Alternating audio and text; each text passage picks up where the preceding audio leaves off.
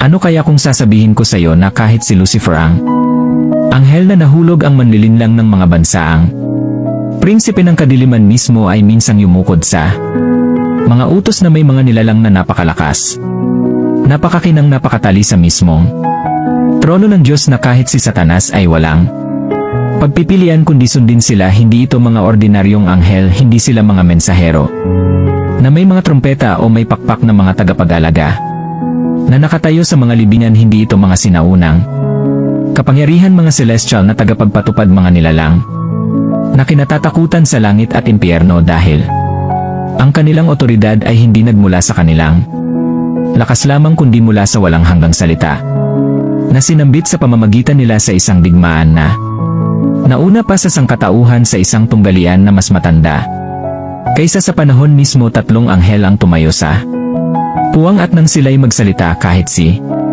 Lucifer ay natahimik. Ito ang kanilang kwento.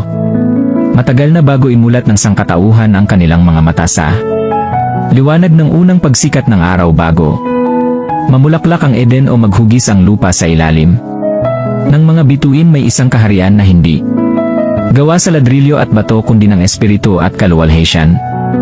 Ang trono ng Diyos ay nagningning ng di maarok na kaninningan at sa paligid niya ay nakatayo ang mga hukbo. Milyon-milyon. Ano kaya kung sasabihin ko sa iyo na kahit si Lucifer ang anghel na nahulog ang manlilinlang ng mga bansaang prinsipe ng kadiliman mismo ay minsang yumukod sa mga utos na may mga nilalang na napakalakas, napakakinang napakatali sa mismong trono ng Diyos na kahit si Satanas ay walang pagpipilian kundi sundin sila. Hindi ito mga ordinaryong anghel, hindi sila mga mensahero na may mga trompeta o may pakpak na mga tagapag-alaga na nakatayo sa mga libingan. Hindi ito mga sinaunang kapangyarihan, mga celestial na tagapagpatupad, mga nilalang na kinatatakutan sa langit at impyerno dahil ang kanilang otoridad ay hindi nagmula sa kanilang lakas lamang kundi mula sa walang hanggang salita na sinambit sa pamamagitan nila sa isang digmaan na nauna pa sa sangkatauhan, sa isang tunggalian na mas matanda kaysa sa panahon mismo. Tatlong anghel ang tumayo sa puwang at nang sila'y magsalita kahit si Lucifer ay natahimik. Ito ang kanilang kwento. Matagal na bago imulat ng sangkatauhan ang kanilang mga mata sa liwanag ng unang pagsikat ng araw, bago mamulaklak ang Eden o maghugis ang lupa sa ilalim ng mga bituin. May isang kaharian na hindi gawa sa ladrilyo at bato kundi ng espiritu at kaluwalhatian. Ang trono ng Diyos ay nagningning ng di maarok na kaninningan at sa paligid niya ay nakatayo ang mga hukbo. Milyon-milyon at milyon-milyong mga anghel, bawat isa ay itinalaga ng isang pangalan, isang layunin at isang ranggo. Kabilang sa kanila si Lucifer ang isa rin. Kilala mo ngayon bilang Diablo, ngunit noon ay iba siya kilala bilang Hell Ben Shakar.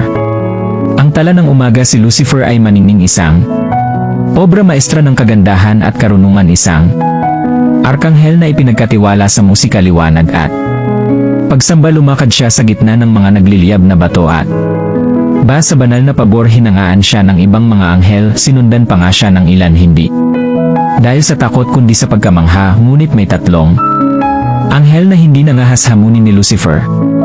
Tatlong nakatayo ng mas malapit sa trono kaysa sa kanya, tatlong nagdala ng mga utos mula mismo sa bibig ng Diyos. Tatlong ang presensya ay sumira sa pagmamataas at dinurog ang paghihimagsik bago ito mag-ugat.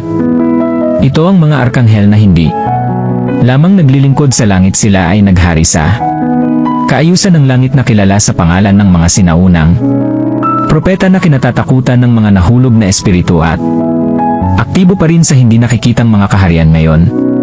Ngunit bago natin sila makilala, kailangan nating maunawaan ng isang bagay: ang langit ay hindi laging nahahati, si Lucifer ay hindi laging naghimagsik. May panahon na naghari ang pagkakasundo at ang tatlong anghel na ito kasama si Lucifer ay nagtrabaho bilang mga commander sa hukbong celestial ng Diyos. Gayunpaman, may isang bagay na nagsimulang magbago. Si Lucifer sa kanyang kaninningan ay nagsimulang maniwala na ang kaluwalhatian ay kanya sa pamamagitan ng karapatan. Tinitigan niya ang trono hindi ng pagpipitagan kundi ng ambisyon at nang siya ay bumulong ng mga kasinungalingan sa mga tainga ng mas mahihinang. Anghel na naghahasik ng mga binhi ng pagdududa ang tatlong ito. Ang unang bumangon hindi nila. Siya dinaya, hindi nila siya kinatakutan, ipinaalala nila sa kanya kung sino ang kanilang sinusunod at nilinaw na ang kanyang kapangyarihan ay hiniram, hindi kinita sa sandaling iyon. Isang linya ang iginuhit, isang tahimik na babala ang umalingaw sa langit. Maaari kang sumikat na parang umaga, ngunit hindi mo kailanman malalampasan ang isa na gumawa ng bukang liwayway. Ang tatlong anghel na ito ay magiging walang hanggang tinik sa tagiliran ni Lucifer. Siya ay tatakas mula sa kanilang tinig, siya ay susunod sa kanilang presensya, hindi dahil iginagalang niya sila kundi dahil natatakot siya sa nakatayo sa likod nila. At ngayon ay inihayag natin sila isa.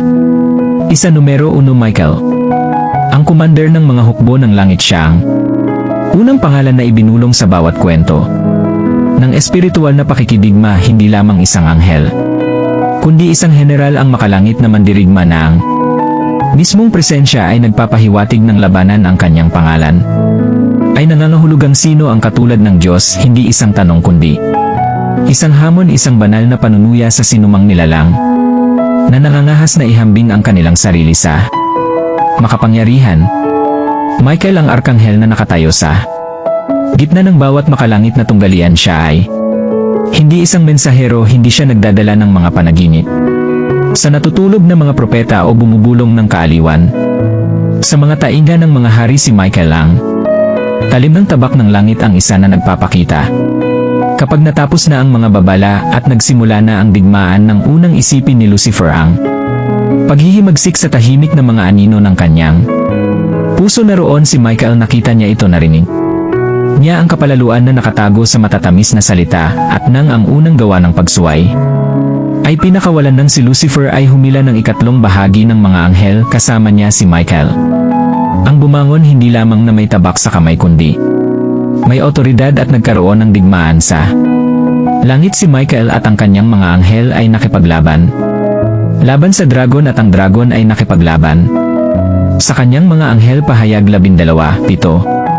Ito ay hindi isang simbolikong pakikibaka, ito ay isang kosmikong paghaharap, hindi ng mga kapantay kundi ng kapangyarihan at pagpapasakop. Si Lucifer ay hindi nakipag-ayos kay Michael, siya ay nakipaglaban at siya ay natalo, ibinagsak na parang kidlat. Ang pinakamasayang nilalang na nilikha ay inihagis mula sa kaharian ng kaluwalhasyan, hindi ng Diyos ng direkta kundi ng isa na pinahintulutan ng Diyos. Ang utos ni Michael ay hindi nagmula sa pisikal na lakas, ito ay nagmula sa banal na paghirang, at iyon ang dahilan kung bakit sumunod si Lucifer. Nakikita mo si Satanas ay gumagala pa rin, nanunukso pa rin, nanlilinlang pa rin, ngunit tuwing lilitaw si Michael sa kasulatan sa pangitain, sa huling panahon na propesya, kinikilala si Lucifer sa kanya at alam niya kung ano ang susunod na mangyayari. Lumilitaw si Michael sa pinakamahalagang sandali sa pangitain ni Daniel bilang prinsipe na nagpoprotekta sa Israel. Sa Jude 1:9 na nakikipagtalo kay Satanas tungkol sa katawan ni Moises, isang paghaharap na napakatindi. Ang mga detalye ay natatakpan ng misteryo sa pahayag na nangunguna sa mga hukbo ng langit sa huling digmaan, ng huling paninindigan laban sa kadiliman. At kahit ngayon sa hindi nakikitang mga kaharian, ang mga mananampalataya ay tumatawag kay Michael hindi bilang isang santo kundi bilang isang simbolo ng banal na depensa. Bakit sumusunod sa kanya si Lucifer? Dahil si Michael ay hindi lamang isang mandirigma, siya ay isang paalala na ang digmaan ay talo, na isang paalala na ang paghihimagsik ay hindi kailanman mas malakas kaysa sa pagsunod, isang paalala na kahit ang pinakamagandang anghel na minsang nahulog ay hindi makatatayo sa harap ng isa na hindi kailanman yumukod. Numero 2, Gabriel, ang tinig na yumayanig sa mga kaharian. Kung si Michael ang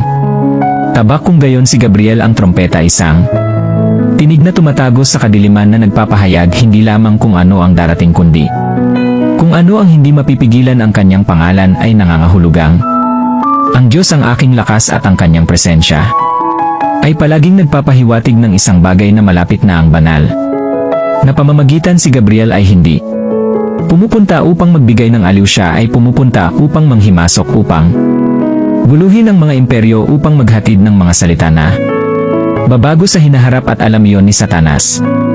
Sa buong kasulatan si Gabriel ay lumilitaw lamang sa mga sandali kung saan ang kasaysayan ay malapit nang bumaliktad, kung saan ang agenda ng langit ay dapat tumagos sa makalupang kalituhan. Ako ay dumating upang bigyan ka ng pananaw at pag-unawa.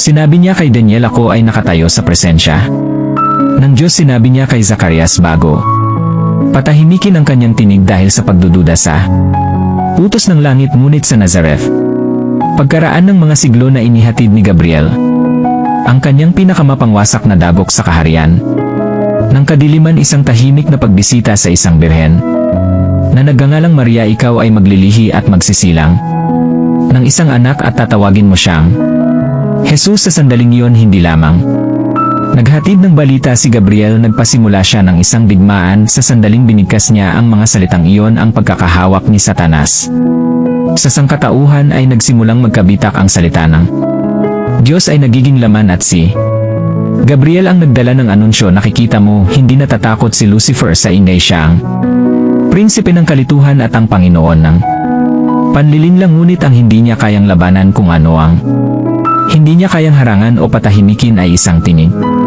na nagmumula mismo sa trono. Si Gabriel ang tinig na yon at pinahihirapan ito ang dyablo. Sa katunayan, pagkatapos ihatid ni Gabriel ang kanyang